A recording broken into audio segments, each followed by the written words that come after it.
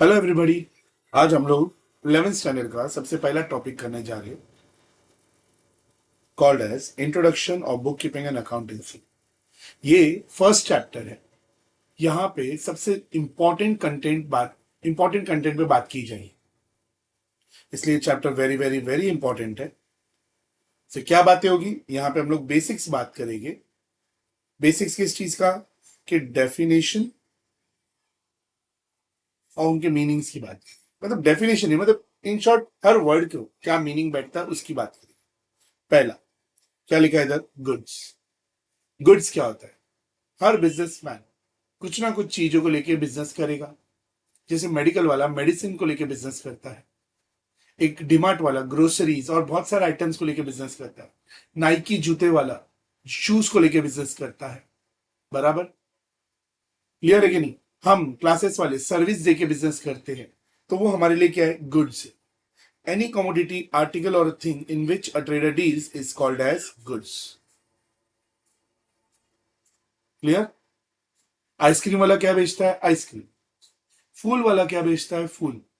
तो ये सारी चीजें उनके लिए क्या है, गुड्स है, क्योंकि उन्हीं को लेके वो अपना बिजनेस कर रहे हैं। क्लियर? तो इधर लिखा है medicine are good for chemist. अब क्या आता है, ट्रांजेक्शन। इधर देख रहे हो मैंने हाईलाइट भी करके रखा हुआ है, ये बहुत इंपॉर्टेंट है। अब ट्रांजेक्शन क्या होता है, दो लोगों के बीच में लेन देन को हम लोग क्या बोलते हैं, ट्रांजेक्शन। दो लोगों के बीच में लेन देन को हम लोग क्या बोलेंगे, ट्रांजेक्शन। क्लियर? जैसे एग्जांपल दूं मैं आपको, जेठा की दुकान पे जेठा की दुकान पे भीड़े आ जाए तो क्या मांगेगा, भिड़े बोलेगा मेरे को एक फोन दे, तो जेठा उसको फोन देगा और भिड़े बदले में उसको क्या देगा, कैश। दोनों के बीच में लेन देन हुआ, हाँ, उसी को बोलते हैं ट्रांजेक्शन। बट ट्रांजेक्शन दो तरीके के होते हैं, एक वो जो भिड़े ने किया, दूसरा जेठा की दुकान पे सोढ़ी आ गया या जेठा की जान बबीता आ गई। अब अगर ये लोग आके बोलते हैं कि मेरे को एक लैपटॉप चाहिए, तो जेठा उनको लैपटॉप दे देगा। बदले में बबीता बोलती मैं पैसे लाना भूल गई, तो जेठा क्या बोलेगा, आप पैसे बाद में दे देना, कहीं भागी जा रही होगी, नहीं ना। तो भी दोनों के बीच में क्या हुआ है, ट्रांजेक्शन हुआ है। बट बबीता के साथ उसका कौन सा ट्रांजेक्शन हुआ, क्रेडिट, है कि नहीं? तो इन शॉर्ट ट्रांजेक्शन दो टाइप के होते हैं, एक कैश और एक क्रेडिट। बट ट्रांजेक्शन का मीनिंग क्या लिखा है, it means exchange of goods and services between two और मोर पर्सन। दो लोगों के बीच में लेन देन होता है पैसे को लेके या पैसे की कोई चीज। अब पैसे को लेके मतलब मैंने कोई सामान बेचा, तो मेरे को बदले में उस सामान का वैल्यू चाहिए। सो सामान का वैल्यू क्या है, समझो 10,000 रुपये। कितने हैं, 10,000। अब या तो मुझे 10,000 का कैश दे दे या फिर 10,000 की कोई चीज ला के दे दे, बट जो भी चीज देगा उसकी वैल्यू क्या होनी चाहिए, 10,000। सर अगर वैल्यू थोड़ी कम रही, लाइक वो जो चीज दे रहा है वो 9,000 की है, तो कोई बात नहीं, वो 9,000 की चीज के साथ मुझे प्लस 1,000 कैश दे दे तो भी चलेगा। Is that clear? That is called transaction, दो लोगों के बीच में लेन देन। अब लेन देन होगी या तो कोई कैश में करेगा या तो उधारी पे करेगा। तो अगर आप कैश में ट्रांजेक्शन करते हो, that is called cash transaction. उधारी पे कर रहे हो, that is called credit transaction. Sir ये तो आपने बताया नहीं मॉनिटरी, हाँ ध्यान से देखिए, ट्रांजेक्शन के टाइप्स में मॉनिटरी भी आता है। सो मॉनिटरी क्या होता है, वही, या तो पैसा या तो पैसे की कोई चीज। पैसा दो या पैसे की कोई चीज। में एक और एग्जांपल देता हूँ, मेरे क्लासेस के अंदर आप एडमिशन लेते हो, 25,000 रुपीज करके फीस है, तो या तो आप मुझे 25,000 कैश दे दो, या फिर 25,000 की एक टीवी दे दो जिससे मेरा कुछ काम हो जाए, या फिर 25,000 का एक मोबाइल दे दो जिससे मेरा कुछ काम हो जाए, या 25,000 का एक टैबलेट दे दो मेरा जिससे कुछ काम हो जाए। मुझे सब एक्सेप्टेबल है, बराबर है, बस शर्त है कि वो 25 तो होना ही चाहिए। तो वही लिखा है, it is related to money और मनी इज वर्थ। वैसी चीजें रिकॉर्ड की जाती है बुक में। सर क्या है types of monetary, cash transaction, और transaction in which cash is paid और रिसीव्ड इमीडिएटली। या तो पैसा दे रहा हूं या तो पैसा ले रहा हूं हाथों हाथ, आज के आज, उसको क्या बोलते हैं, कैश ट्रांजेक्शन। बराबर, is called cash transaction. Example क्या है, purchase goods for cash, salary paid, rent paid, ये सब अपने कैश ट्रांजेक्शन है। मतलब देख रहे हो, गुड्स खरीदा, पैसा दिया, सैलरी पे किया, रेंट पे किया, तो पे किया तो पैसा दिया। अब इधर क्या है?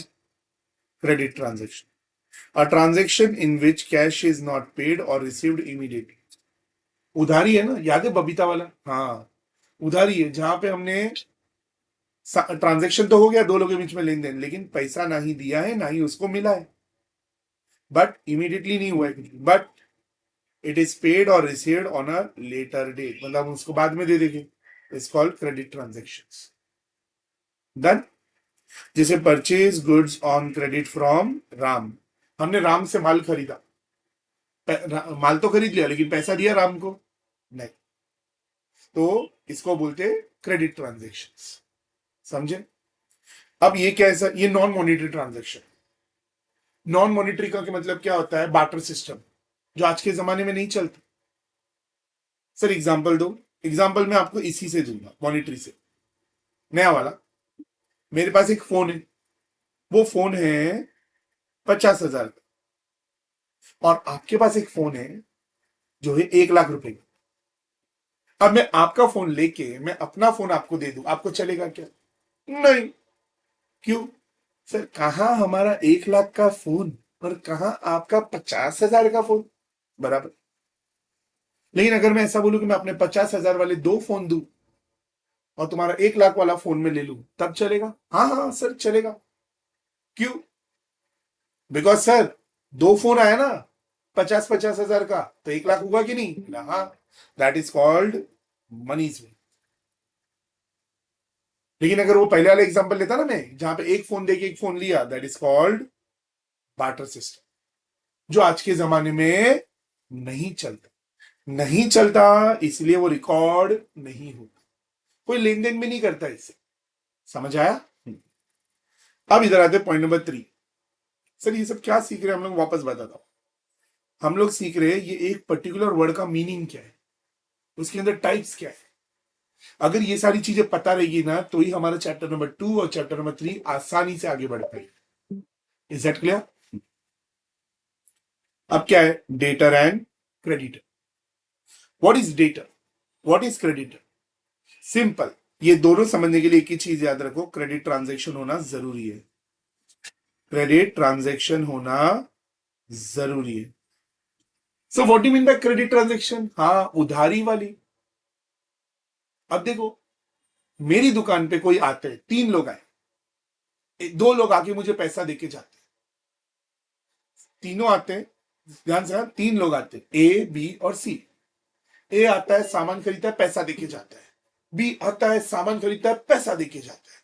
सी आता है लेकिन पैसा नहीं दिया, लेकिन सामान जरूर लेके गया और बोला पैसा बाद में दूंगा। अब व्हाट डू यू थिंक, मैं किसको याद रखूंगा? ए को, बी को, या सी को? सर आप बड़ा सी को याद रखोगे, पैसे लेने आपको उससे, राइट। हम उसी बंदे का नाम याद रखते हैं जिनसे पैसे लेने या पैसे देने बाकी है, राइट। तो ये जो डेटर और क्रेडिटर है ना, ये वो पर्सन है जिनसे पैसे लेने हैं और जिनको पैसे देने हैं। मतलब क्या है ना, देखो मैं बिजनेसमैन हूं, मैं कहीं से माल खरीदता हूं तो कहीं पे माल बेचता हूं, हाँ कि ना? अब कहीं से खरीद रहा हूं उधारी पे, बेच रहा हूं उधारी पे, तो डोंट यू थिंक मैं इसको पैसे दूंगा, इससे पैसे लूंगा, तो दोनों में से एक होगा डेटर, एक होगा क्रेडिटर। क्यों? क्योंकि हो रहा है सब ट्रांजेक्शन उधारी पे। तो वही लिखा है इधर, देखो डेटर क्या लिखा है, amount receivable from a person. अब आप ही बताओ, मैं इधर से खरीद रहा हूं, इसको बेच रहा हूं, पैसे किससे लूंगा? सर आप जिसको माल बेच रहे हो उससे पैसे लोगे, तो वो मेरा कौन हो गया? डेटर। कौन हो गया मेरा? डेटर। तो लिखा है amount receivable from a person because goods were sold on credit is called debtor.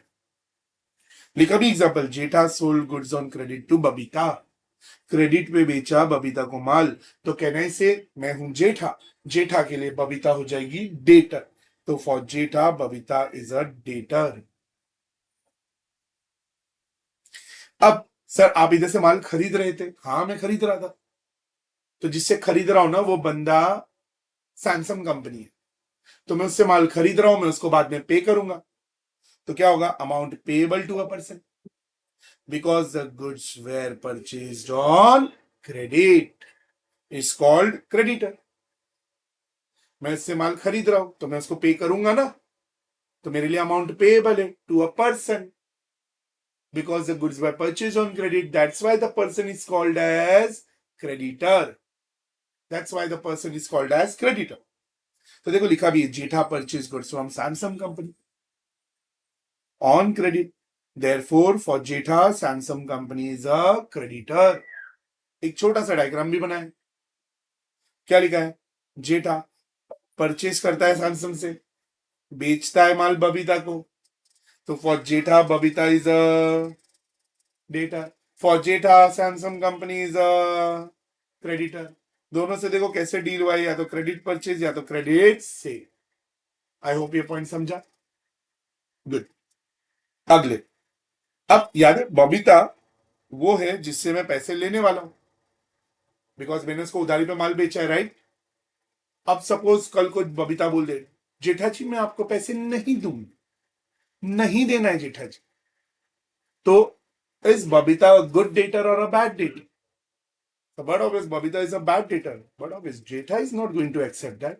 But we all know Babita is a bad dater. So that's why we call her bad debts. जब अगर मेरे को मेरे debtor से पैसा ना मिले तो वो मेरा बैड डेट्स हो जाए। आई रिपीट, अगर मुझे मेरे डेटर से पैसा ना मिले तो वो बन जाता है मेरा bad debts. Amount irrecoverable from debtor is called bad debts. ये लॉस होता है बिजनेस के लिए। क्या होता है? लॉस। आई होप ये समझा। फिर सर ये नया पॉइंट्स क्या है? हाँ देखो क्या लिखा है, capital and drawings. Before we proceed with capital and drawing, देखो ये पॉइंट समझ आया, डेटा क्रेडिटर। एक सिंपल से वर्ड के अंदर कितना मीनिंग बैठा है, दिख रहा है कि नहीं? डेटर, डेटर वो जिससे पैसे लेने हैं, क्रेडिटर वो जिसको हम पैसे देंगे। दिख रहा है कितना मीनिंग आ जाता है? इसलिए हम लोग बोल रहे हैं चैप्टर 1 इंपॉर्टेंट है। जब ये वर्ड्स क्लियर हो गए ना, तो आगे के चैप्टर्स बहुत क्लैरिटी से समझे। ठीक है, अब हम लोग आ रहे capital and drawings. So what do mean by capital? Capital हमने बचपन में सीखा है। कैपिटल वो होता है सर, एक ओनर जो बिजनेस में पैसा लगाता है, और जितना पैसा लगाता है वो कैपिटल है। एग्जाम्पल, अगर मेरे को एक क्लासेस मेरे को एक शूज का शोरूम ओपन करना है, तो डोंट यू थिंक मेरे को जूते खरीदने के पैसे चाहिए, शॉप के पैसे चाहिए, इंटीरियर के पैसे चाहिए, तो ये पैसे आएंगे कहां से? सर आप ही लाओगे, यानी कि मैं लाऊंगा। मैं ये पैसे बिजनेस में लगाऊंगा तब ये मेरा बिजनेस चलेगा। तो जितना भी पैसा मैंने बिजनेस में लगाया है, दैट इज कॉल्ड कैपिटल। जरूरी नहीं है कि हर बार पैसे ही लगाओ, कभी कभार कोई चीज भी रख सकता हूं मैं बिजनेस में। सर कैसे? समझो, कुछ लोग क्या करते, बिजनेस चलाने के लिए पैसा लगाते, भी शॉप ऑप ढूंढते। मेरे को पैसे तो चाहिए बिजनेस चलाने को, लेकिन मेरे को शॉप की जरूरत नहीं, क्योंकि मेरे पास बहुत सारे शॉप है जो मेरे खुद के। तो व्हाट डू यू थिंक, मैं क्या भाड़े पे लूंगा शॉप? कहने से वो शॉप मैंने बिजनेस में लगा दिया, मेरा कंट्रीब्यूशन नहीं हुआ मेरा शॉप मेरे बिजनेस के लिए। हाँ, तो shop is your own contribution toward the business, yes, that's why it is a capital. क्या लिखा है देखो, amount invested by the owner into the business is called capital. अब नीचे ही दिख रहा है, हाँ इसको हम बाद में पढ़ेंगे, बिकॉज इसमें एक वर्ड है लाइबिलिटी, मैंने अभी तक आपको सिखाया नहीं है। जैसे सिखाऊंगा तब काम उसी टाइम पे मैं इसको भी क्लियर कर दूंगा। ठीक है, हाँ। तो business started with cash 1 lakh. तो 1 लाख से आपने बिजनेस शुरू किया, वो 1 लाख रुपया आपका क्या है? कैपिटल है बिजनेस। ठीक है, अब क्या आता है? ड्रॉइंग्स। सर ड्रॉइंग्स क्या होता है? देख, ओनर ओनर अपने बिजनेस से कभी कभार कुछ चीजें ना खुद के लिए लेके चला जाता है। सर अपने बिजनेस से खुद के लिए क्या लेके जाता होगा? समझो ना, मेरा खुद का मोबाइल का शोरूम है, बराबर। मेरी वाइफ मेरा मेरी वाइफ ने एक मोबाइल डिमांड किया, तो मेरी एनिवर्सरी आई, मैंने सोचा चल अपने ही शोरूम से एक मोबाइल निकाल के अपनी वाइफ को गिफ्ट कर दूंगा। तो मैंने तो कैसे एकदम ठाट दी गई, अपने ही शोरूम से मोबाइल निकाल के गिफ्ट कर दूंगा। तो मतलब उस मोबाइल का मैंने कोई पैसा दिया? क्यों नहीं दिया? सर आप खुद ओनर हो, बराबर मैं ओनर हूं। बट ऐसे ही अगर मैं बिजनेस से सारी चीजें निकालता रहूंगा तो एक दिन बिजनेस से सब कुछ गायब हो जाएगा, पैसे आ नहीं रहे बिजनेस में। बट किस हक से निकाला? Because sir you are the owner. कहने से बिजनेस की चीजों को मैंने पर्सनल यूज किया। हाँ, बराबर है कि नहीं? तो cash, goods withdrawn from the business by the owner for personal use is called drawing. I know fixed asset pending है, ये असेट और लाइबिलिटी सिखाऊंगा मैं बात, तब इनके बारे में बात करेंगे। तो कैश और गुड्स, कैश तो समझ में आता है ना। अब मैं आपको एक सिंपल एग्जांपल, इधर लिखा भी है, मेरी बेटी, मेरा बेटा, अगर उनको मैं ट्यूशन पढ़ा रहा हूं, स्कूल भेज रहा हूं, तो उनका फीस कौन भरना चाहिए, मैं या बिजनेस? नहीं समझ में आता तो क्लियर करता हूं। मेरे बिजनेस का नाम है गड़ा इलेक्ट्रॉनिक, तो मैं पैसे कहां से भरूं, गड़ा इलेक्ट्रॉनिक से पेमेंट करूं या फिर मेरी जेब से पेमेंट करूं? सर आप अपनी जेब से पेमेंट करो, बराबर, मेरे बच्चे हैं ना, तो मैं अपनी जेब से पेमेंट करूंगा। बट अगर मैं बिजनेस का पैसा यूज कर रहा हूं ऐसे खुद के घर के काम के लिए, डोंट यू थिंक मैं बिजनेस के पैसों को खुद के यूज के लिए कर रहा हूं, पर्सनल यूज? इसी चीज को क्या बोलते हैं, ड्रॉइंग्स। एक और एग्जांपल देता हूं, मेरे को बिजनेस के काम से गोवा जाना पड़ रहा है, तो मैं बिजनेस के पैसे से ही जाऊंगा ना गोवा। हाँ सर, बिजनेस का काम है तो बिजनेस के पैसे से, लेकिन मैं अपनी पूरी फैमिली को भी गोवा लेके जा रहा हूं बिजनेस के पैसों से। सर ये आपका खर्चा खुद का होना चाहिए, बट आप बिजनेस के पैसे से कर रहे हो। कोई रोक सकता है मुझे? नहीं, लेकिन सर ये ड्राइंग्स होता है, समझे? ड्राइंग्स अभी समझ में आया? जब बिजनेस के पैसों को आप पर्सनल यूज के लिए यूटिलाइज करोगे, उसको क्या बोलते हैं, ड्राइंग्स। क्लियर हुआ? अभी असेट और लाइबिलिटी दिख रहा है, वो अगले लेक्चर।